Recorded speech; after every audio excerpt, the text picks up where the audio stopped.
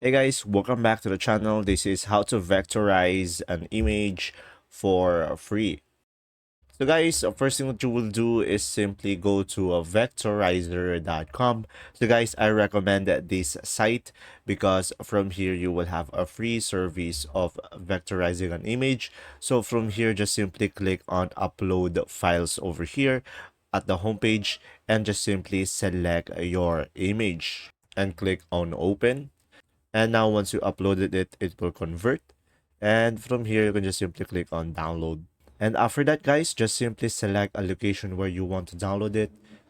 And from there, when you download it, automatically it will be an SVG file.